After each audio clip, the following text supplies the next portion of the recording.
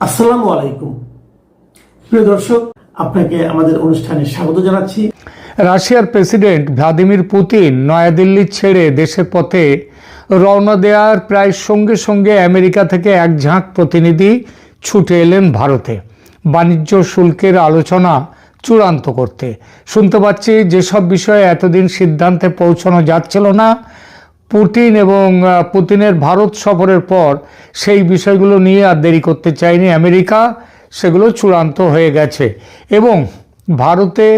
এবং ভারত আমেরিকা বাণিজ্য শুল্ক চুক্তি কয়েকদিনের মধ্যে সই সাবুত হয়ে যাবে। এই আলোচনা দিয়ে শুরু করলাম বটে, কিন্তু যে বিষয়টি নিয়ে কথা বলবো এখন, একদিক দিয়ে সেটা বাণিজ্য শুল্কের চেয়ে আরও অনেক বেশি গুরুত্বপূর্ণ। সেটা হলো ভারতের সুরক্ষা, সেই সমস্ত ব্যাপার নিয়ে। দিল্লিতে ভারত আমেরিকার দুদিনের সন্ত্রাসবাদী বিরোধী বৈঠক হয়ে গেল। দিল্লিতে হওয়া এই দুদিনের ভারত আমেরিকা বৈঠকে দুপক্ষ সন্ত্রাসবাদের বিরুদ্ধে সহযোগিতা আরও গভীর করেছে। বিশেষ করে পাকিস্তান ভিত্তিক জঙ্গি সংগঠন আইএস, আল কায়দা এদের ওপরে আরও শক্ত করে প্রতিবন্ধ লেগে গেল। ড্রোন, এআই ব্যবহার ও টেরর ফান্ডিং ঠেকানোকে কেন্দ্র করে কৌশলগত সমন্বয়কে নতুন স্তরে তুলে নিল ভারত আমেরিকা দুই দেশ। কারা যেন বলছিল আমেরিকা এখন ভারতকে ছেড়ে পাকিস্তানকে এবং পাকিস্তানের পোলা বাংলাদেশের সন্ত্রাসী সংগঠনগুলোকে নাকি কোলে তুলে নিয়েছে। তাদের উদ্দেশ্যে বলবো, ভালো করে এই প্রতিবেদনটা শুনুন। গত কিছুদিন ধরে বলে যাচ্ছি, গত কয়েক মাস ধরে বেশ কিছু বেগরবাই করার পর ট্রাম্প সাহেব অবশেষে ঠিক লাইনে ফিরছেন নানান চাপের ফলে। সেই ফেরার এক নমুনা হলো এই দুদিনের বৈঠক।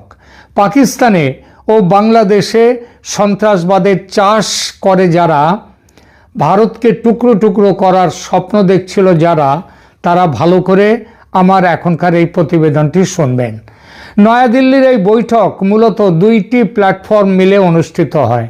একটা প্ল্যাটফর্ম ছিল 21তম India USA joint working group on counter terrorism এবং দ্বিতীয়টি হল 7ম ডেজিগনেশনস ডায়ালগ। স্থান নয়াদিল্লি।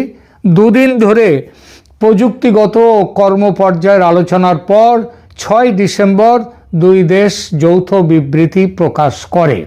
বৈঠকে ভারতের পক্ষে নেতৃত্ব দেন doctor Vinod Bahade, joint secretary counter terrorism, পররাষ্ট্র মন্ত্রণালয়, ভারত সরকার। আর আমেরিকার পক্ষে নেতৃত্ব দেন Monica Jacobson, senior bureau official, bureau of counter terrorism, US department of state, সেখানকার তিনি কর্ত্রী। বৈঠকের প্রধান বার্তা হলো সন্ত্রাসবাদের বিরুদ্ধে ভারত ও আমেরিকার যৌথভাবে অবস্থান, সমস্ত রকমের সন্ত্রাসবাদকে বিনা শর্তে নিন্দা। দুই দেশই স্পষ্ট ভাষায় বলেছে সন্ত্রাসবাদকে রাজনৈতিক বা মতাদর্শিক বা অন্য কোনো অজুহাতে ন্যায্যতা দেয়া যায় না। এতদিন আমেরিকার কাছে, আমেরিকা নিজে যাদেরকে সন্ত্রাসবাদী বলতো তারা তাদের কাছে খারাপ, কিন্তু ভারতে যারা সন্ত্রাস চালাতো, পাকিস্তানি মদতপুষ্ট, তাদেরকে সন্ত্রাসী বলার আগে আমেরিকা 10 বার ভাবতো, অনেক সময় এটা বলতো না। ক্রস বর্ডার টেররিজমের বিরুদ্ধে অবস্থান নিয়েছে এই বৈঠক। যৌথ বিবৃতিতে ক্রস বর্ডার টেররিজম শব্দ ব্যবহার করে ভারতের নিরাপত্তা উদ্বেগ, যা মূলত পাকিস্তানি উৎসের সন্ত্রাস, সেটাই সরাসরি কিন্তু প্রতিফলিত হয়েছে এই বৈঠকে। এখানেই শেষ নয়, দোষীদের জবাবদিহি নিশ্চিত করার প্রতিশ্রুতিও দিয়েছে আমেরিকা। ভারতীয় ভূখণ্ডে সাম্প্রতিক হামলাগুলোর ঘটনায় জড়িতদের বিরুদ্ধে কঠোর পদক্ষেপের উপর জোর দেওয়া হয়েছে। এই প্রসঙ্গে বিশেষভাবে উঠে এসেছিল বৈঠকে 22 এপ্রিল 2025-এর পেহেলগাঁও হত্যাকাণ্ডের কথা, যা ছিল অপারেশন সিন্দুরের ফ্ল্যাশ পয়েন্ট। এছাড়া উঠেছিল 10 নভেম্বর 2025-এ দিল্লির লালকেল্লার কাছে সন্ত্রাসী হামলা। এই ঘটনায় উঠে এসেছে বাংলাদেশি সন্ত্রাসীদের সম্পৃক্ত থাকার কথা। এই দুই ঘটনায় জড়িতদের শাস্তি নিশ্চিত করতে আন্তর্জাতিক সহযোগিতা ও তথ্য আদান প্রদানের গুরুত্ব তুলে ধরা হয়েছে। এর অর্থ বাংলাদেশের সন্ত্রাসীদের বিরুদ্ধে অপারেশনের সবুজ সংকেত পেয়ে গেল ভারত। আলোচনার মূল থিম ছিল নিরাপত্তা ইস্যু।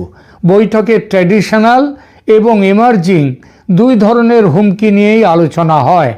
সন্ত্রাসী নিয়োগ মানে terrorist recruitment, online propaganda, social media ও চরমপন্থী নেটওয়ার্কের মাধ্যমে নতুন সদস্য সংগ্রহ যেভাবে হচ্ছে সেটা কিভাবে ঠেকানো যায় সে বিষয়ে আলোচনা ও সিদ্ধান্ত হয়েছে। বলা বাহুল্য, এর ফলে বাংলাদেশ ও পাকিস্তানের সন্ত্রাসী ঘাঁটিগুলোতে সার্জিক্যাল স্ট্রাইক করার ব্ল্যাঙ্ক চেক পেয়ে গেল ভারত। এর আগে বাংলাদেশ পাকিস্তানে অপারেশন সিন্দুরে সন্ত্রাস ঘাঁটিতে আক্রমণ করেছিল ভারত, কিন্তু তারপরে তাদেরকে পাকিস্তানের সাথে পাকিস্তান যুদ্ধে নেমে পড়ে। 4 দিনের যুদ্ধ, তারপরে যুদ্ধ থেমে যায়। কিন্তু এখনো বাংলাদেশে সেভাবে কোনো পদক্ষেপ করেনি ভারত। এই বৈঠকের ফলে সেটাও সম্ভব হবে। বৈঠকে পাকিস্তান ভিত্তিক জঙ্গি গোষ্ঠী ও ইউনাইটেড নেশনস 1267 এই বিষয়ে এই প্রথম স্পষ্ট অবস্থান নিল আমেরিকা। লস্করে তৈবা, জৈশ-ই মোহাম্মদ, এদের প্রক্সি, স্পন্সর, ফান্ডার ও ব্যাকারদের বিরুদ্ধে ব্যবস্থা জোরদার করার জন্য যৌথ সিদ্ধান্ত গৃহীত হয়েছে। ইউএন 1267 স্যাংশনস রেজিমের আওতায় অতিরিক্ত ডেজিগনেশন মানে তালিকাভুক্ত হয়েছে।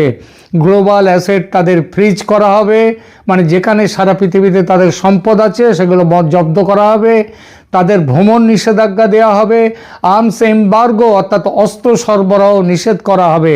ভারত বিশেষভাবে ধন্যবাদ জানিয়েছে মার্কিন পররাষ্ট্র দপ্তরকে, কারণ তারা দ্য রেজিস্ট্যান্স ফ্রন্ট বা টিআরএফ যারা পহেলগাঁও হত্যাকাণ্ড করেছিল তাদেরকে ফরেন টেররিস্ট অর্গানাইজেশন হিসেবে স্পেশালি ডেজিগনেটেড গ্লোবাল টেররিস্ট হিসেবে ঘোষিত করে দিয়েছে আমেরিকা। এটি এলইটির একটা প্রক্সি সংগঠন এবং পহেলগাঁও হামলার দায় তারাই নিয়েছিল। যৌথ বিবৃতিতে ও সংবাদ প্রতিবেদনে কয়েকটি প্র্যাকটিক্যাল কোঅপারেশনের কথাও এসেছে, সে ব্যাপারেও সিদ্ধান্ত হয়েছে। সব মিলিয়ে সন্ত্রাসবাদের বিরুদ্ধে লড়াইয়ে ভারত ও আমেরিকার এই হাত মেলানো এক নতুন যুগের সূচনা করল। এবার বলবো অল্প কথায় ভারতের কৌশলগত লাভ কী হলো এবং বাংলাদেশের সন্ত্রাসী সংগঠনগুলো এবং যারা বাংলাদেশে সন্ত্রাসীদের মদদ দিচ্ছে ভারত ভাঙার জন্যে, তাদের জন্য এই বৈঠকের সিদ্ধান্তের প্রভাব কি হতে পারে সেই বিষয়টি। এই বৈঠকটি ভারতের জন্য অত্যন্ত কৌশলগত লাভজনক হয়েছে, বিশেষ করে বর্তমান বাংলাদেশ পরিস্থিতির প্রেক্ষিতে, যেখানে পাকিস্তান ভিত্তিক জঙ্গি সংগঠনগুলো এবং স্থানীয় সন্ত্রাসী দলগুলো ক্রমবর্ধমান হুমকি তৈরি করছে। ভারতের মূল কৌশলগত লাভগুলোকে এভাবে বলা যায়, যেমন 1, ভারতের ক্রস বর্ডার টেররিজম ন্যারেটিভ যেটা সারা পৃথিবীতে ভারত দিয়েছে সেটা এখন আন্তর্জাতিক স্তরে মার্কিন সমর্থন পেল। এতদিন কিন্তু মার্কিনিরা ভারতের সমস্ত এইসব ব্যাপারে সমর্থন দেয়নি, যা পাকিস্তান উৎস সন্ত্রাসের বিরুদ্ধে ভারতের অবস্থানকে গ্লোবালি বৈধতা দিল। এবার যৌথ বিবৃতিতে দুই দেশের LeT, Jaish-e Mohammad, JeM, ISIS, IS ও আল কায়দা এর পরিষ্কার নাম উল্লেখ করা হয়েছে, যা ভারতের দীর্ঘমেয়াদী অভিযোগকে প্রতিষ্ঠিত করে দিল। 2 নম্বর, ইউএন 1267 স্যাংশনস রেজিমে অতিরিক্ত শক্তি পেল ভারত। দুই দেশ যৌথভাবে এলইটি ও জৈশ-ই মোহাম্মদের প্রক্সি, স্পন্সর, ফান্ডার ও ব্যাকারদের জন্য অতিরিক্ত ইউএন স্যাংশন এবার দাবি করতে পারবে। এর অর্থ বৈশ্বিক সম্পদ জব্দ, অ্যাসেট ফ্রিজ, ভ্রমণ নিষেধাজ্ঞা বা ট্রাভেল ব্যান, অস্ত্র সরবরাহ নিষেধ বা আর্মস এম্বার্গো, এই সবগুলো এই জঙ্গি নেটওয়ার্কগুলোর আন্তর্জাতিক কার্যক্রমকে একেবারে দুর্বল করে দেবে। 3 নম্বর, দ্য রেজিস্ট্যান্স ফ্রন্ট, ওই পহেলগাঁও ঘটনার, এদেরকে আমেরিকা ফরেন টেররিস্ট অর্গানাইজেশন বা এফটিও বলেছে এবং স্পেশালি ডেজিগনেটেড গ্লোবাল টেররিস্ট এসডিজিটি হিসেবে ঘোষণা করে দিয়েছে এই বৈঠকে। এটি গুরুত্বপূর্ণ কারণ টিআরএফ হলো লস্কর-ই তৈবার একটা প্রক্সি যারা পহেলগাঁও হামলা চালু করেছিল, পরিচালনা করেছিল। চতুর্থত, এফএটিএফ প্ল্যাটফর্মে ভারতের অবস্থান শক্তিশালী হলো। এই দেশ এফএটিএফ এর সমন্বিত কর্মসূচি চালাতে প্রতিশ্রুতিবদ্ধ হয়েছে। এর কি পরিণাম? এর পরিণামে পাকিস্তান, বাংলাদেশ এরা বিভিন্ন আন্তর্জাতিক সংগঠন থেকে কোনো আর্থিক সংগঠন থেকে কোনো টাকা লোন পাবে না। এরা ব্ল্যাকলিস্টেড হয়ে গেল। বাংলাদেশের সন্ত্রাসী সংগঠনগুলোর উপর তাহলে কি প্রভাব হবে একটু দেখি। জামাতুল আনসার ও হুজি বাংলাদেশের সদস্যদের ফান্ডিং চ্যানেল বন্ধ হবে এবার। এই দলগুলো এলইটির সঙ্গে যুক্ত, তাই অতিরিক্ত ইউএন ডিজাইনেশন তাদের সৌদি আরব, মালয়েশিয়া, হাওলার এসব জায়গা থেকে হাওলা নেটওয়ার্কের মাধ্যমে আসা তহবিল বন্ধ করে দিতে পারে। এর সবথেকে বড় কথা, এর একটা বিরাট চাপ আসবে ইউনূস সরকারের ওপর, কারণ তারাই কিন্তু এই সংগঠনগুলোকে তোল্লাই দিয়ে যাচ্ছে। দ্বিতীয়ত, টেরর ফান্ডিং নেটওয়ার্কের চাপ আসবে এফএটিএফ এর তত্ত্বাবধানে। হাওলা, ক্রিপ্টো, এনজিও কভার এগুলো শনাক্তকরণ বাড়বে। যে এনজিও খুলে এইসব কাজ করা সেগুলো বন্ধ হবে এবং এই গ্রুপগুলোর অর্থনৈতিক মেরুদণ্ড ভেঙে যাবে। তৃতীয়ত, আন্তর্জাতিক ভ্রমণ নিষেধাজ্ঞা এই দলগুলোর উচ্চ পর্যায়ের কমান্ডারদের, যেমন ধরুন জসিম-উদ্দিন রেহমানি, ইনি সারা পৃথিবী ঘুরে ঘুরে তিনি বক্তৃতা দিয়ে যাচ্ছেন, তিনি তার সন্ত্রাসবাদ চালিয়ে যাচ্ছেন। ট্রেনিং বা সমন্বয়ের জন্য ইনি বিদেশে যেতে পারবেন না এবং এর মতো যারা আছে তারাও বিদেশে যেতে পারবে না। 4 নম্বর, জঙ্গি বন্ধু মোহাম্মদ ইউনূসের সরকারের ওপর ভারতের চাপ আরও বাড়বে। আমেরিকা থেকে প্রশ্রয় এই সরকার পাবে না। পঞ্চমত, বাংলাদেশের সন্ত্রাসী ঘাঁটিতে ভারতের সার্জিক্যাল স্ট্রাইক চালানো আরও সহজ হলো। অপারেশন সিন্দুরের মতো জঙ্গি ঘাঁটি ভেঙে দেওয়ার সিদ্ধান্ত নেওয়ার ব্যাপারে ভারত ভবিষ্যতে আরও প্রোঅ্যাক্টিভ হতে পারবে।